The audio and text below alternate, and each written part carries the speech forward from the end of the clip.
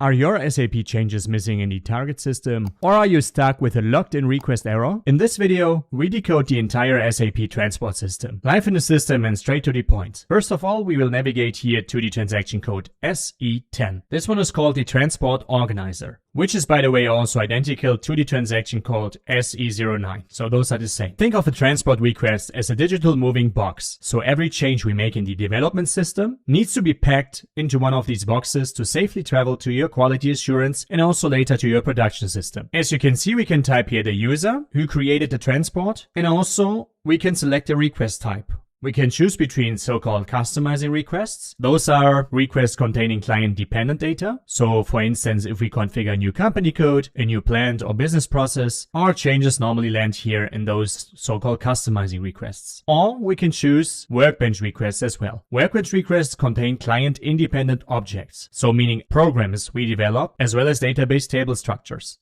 or custom developments. Also, you can see a so-called transport of copies, often also referred to as TOCs. This is a powerful tool for testing. So it allows us to take objects from our development system, bundle them into a so-called temporary request, and then send them to the quality system without releasing our original customizing or workbench request to this quality assurance system. So this means that it keeps our main request modifiable, allowing full testing before actually transporting the customizing or workbench request. Last but not least, we have here the request type called relocations. So these are used when you need to permanently move objects to a different development system or change their original system. So this is literally changing the official home address of an object within your SAP landscape. Then you can see here we can filter by request status. So either we can filter by customizing or workbench requests that are still modifiable, so that were not yet released to another system, or we can also filter for those which were already in the release status. And if we hit this one, then you can see there's a drop-down menu where we can even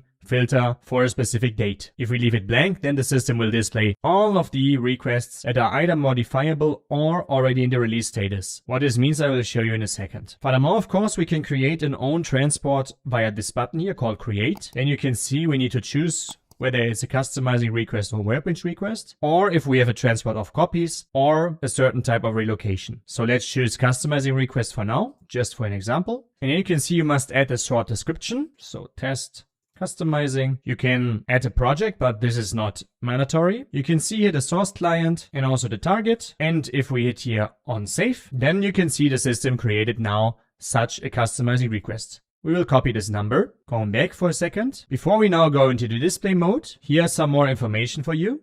So there is the global information where we can see via this button here all the transports from a user. Also via this button over here, the repairs. So meaning that those are, so to say, under construction. Let's go back and let's actually click on display. Here you can see now the customizing structure.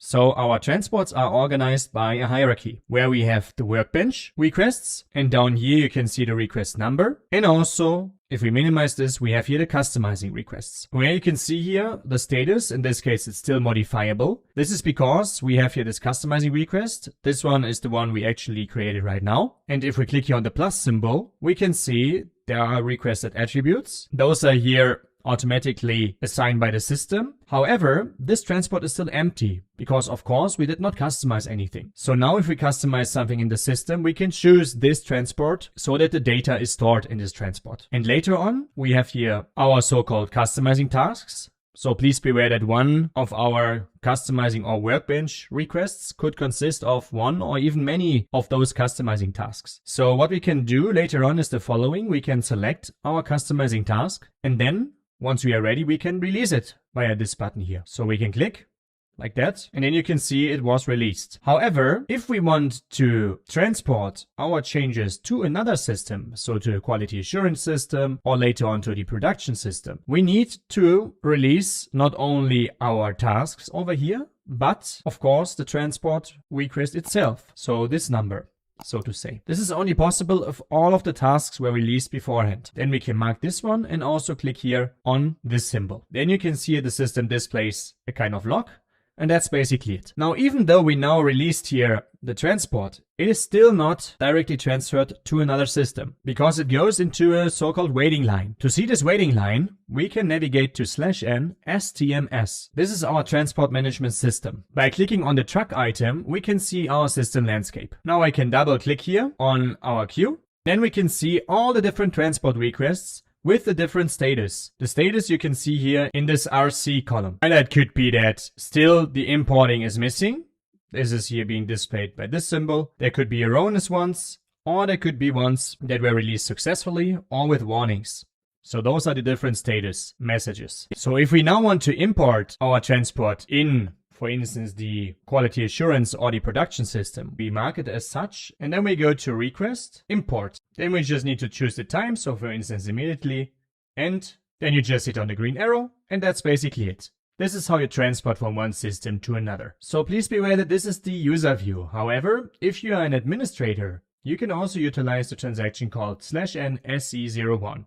That's SE01. This looks quite similar to the SE10 we have seen before. However, here you have many more options, because from here as an admin you can click on display and then search for transport requests for the entire system, which is one of the biggest advantages of this transaction. Last but not least, let's look at this table structure. So if we go to /n SE16N or SE16H, depending on what system you are, I will do it with SE16H. Then the most important table is the table called E070. Here you can see transport system header of request tasks. So here you get a clear table of view of the request number, the type, and you can filter here also by category, as well as the status and the exact release date and timestamp. Also, let's go back one step. We have the table called E071. It is called transport system object entries of request tasks. So if you are not looking for the request details, but for the actual content inside them, then this is the table you need to look at. This table, if we execute it, lists every single object contained within the transports. And as you can see,